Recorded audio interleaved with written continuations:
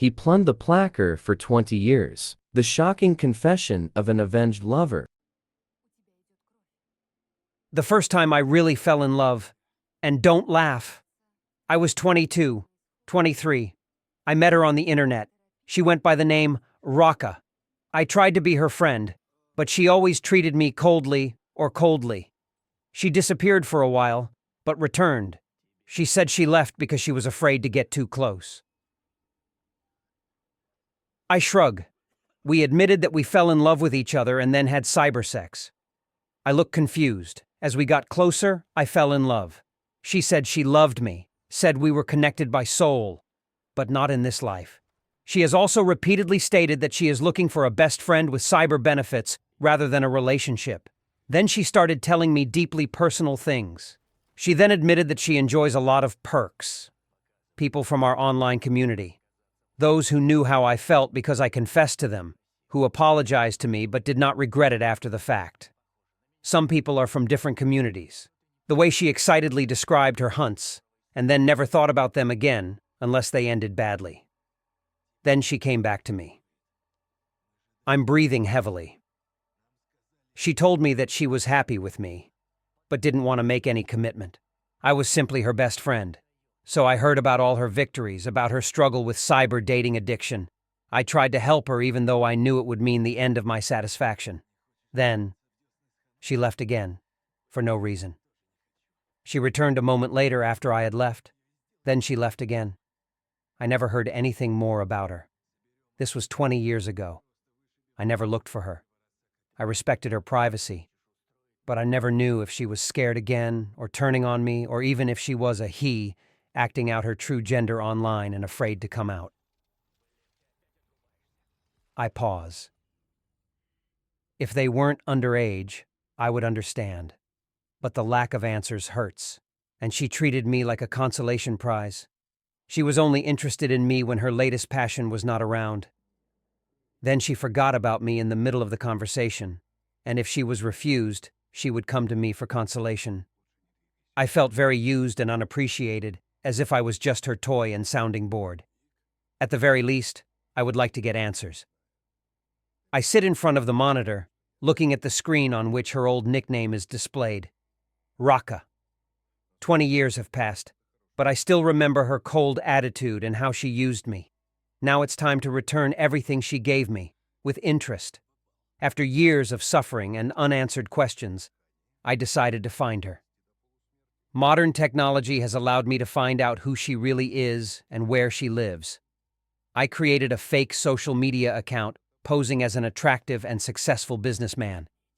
I knew this would get her attention. The light from the monitor flickers in the room, displaying profiles of social network users and old correspondence with Raka. There is a notepad and pen on the table that I use to draw up a plan. Study. I started by searching for information about her on the internet. Using various search engines and social networks, I found her real name, place of work, address, and social circle. It took some time, but eventually I collected enough data, creating a fake profile. I registered a new account on social networks, choosing an attractive name for it and a photo of a successful and confident man. I filled the profile with information about supposedly successful careers, expensive hobbies, and travel to make it look as believable and attractive as possible. Personality development. I thought carefully about what my new character would be like. He had to be charming, confident, and a little mysterious. I came up with a life story for him, including professional achievements, hobbies, and personal qualities that would attract her attention. Contact. I started by unobtrusively liking and commenting on her posts so that she would pay attention to me. After that, I messaged her, introducing myself and starting a casual conversation. I knew it was important not to rush, but to take things gradually to gain her trust. Psychological preparation. I prepared for possible questions and scenarios that could arise during the conversation. I thought through answers to her questions about my life and prepared stories that might interest and captivate her. Technical safety. I made sure that my fake profile was secure and did not reveal my real identity. I used a VPN and temporary email accounts to register my account to ensure anonymity. monitoring and analysis.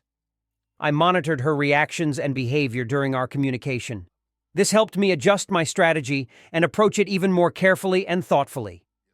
Preparing for the meeting. When I felt that I had gained her trust, I suggested meeting at an expensive restaurant. I chose a place that was quite luxurious and attractive to her so that she cannot resist. Now that the plan was ready, all that remained was to follow it step by step in order to achieve your goal and finally get satisfaction from your revenge. The room is dark.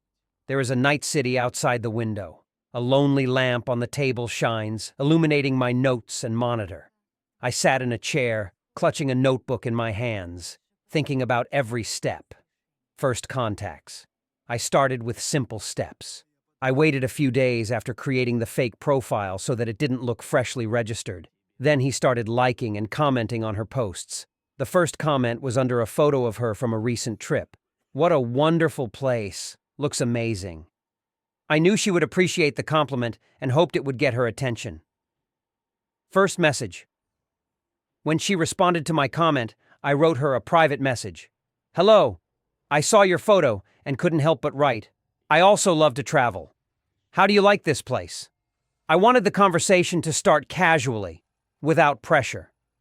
Development of communication.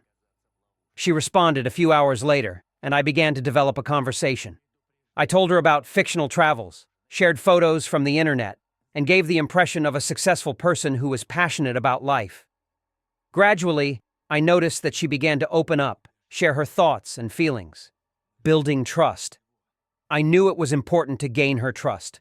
I listened to her, supported her, took an interest in her life. She talked about her hobbies, problems at work, dreams. I was attentive, understanding, and caring. It was important not to rush so that she would not suspect anything was wrong. Creating an emotional connection. As our communication became more regular and intimate, I began sharing fictitious personal stories with her. I talked about difficult moments in life and how I overcame them. This helped create the illusion of a deep emotional connection. She felt that she could trust me, that I understood her. Proposal for a meeting. After a few weeks of communication, I felt that she was sufficiently attached to me. I suggested meeting. "You know, you and I have so much in common. I would like to see you in person. What do you think about the meeting on Saturday?" I chose a luxury restaurant in the city center to make the offer even more attractive. Preparing for the meeting. I carefully prepared for the meeting. I chose an expensive suit, made a restaurant reservation, and prepared fictitious stories to keep the conversation going. I wanted to impress her and convince her that I was who I said I was. First meeting. On the day of the meeting, I was a little nervous, but confident in my plan. I arrived at the restaurant early and chose a convenient seat. When she arrived, I saw her embarrassed smile, but also noticed curiosity and interest in her eyes. I stood up, walked up to her and said, "Hi, good to see you. You look amazing." Gradual revelation of intentions. Start of dinner. We ordered dinner and started talking.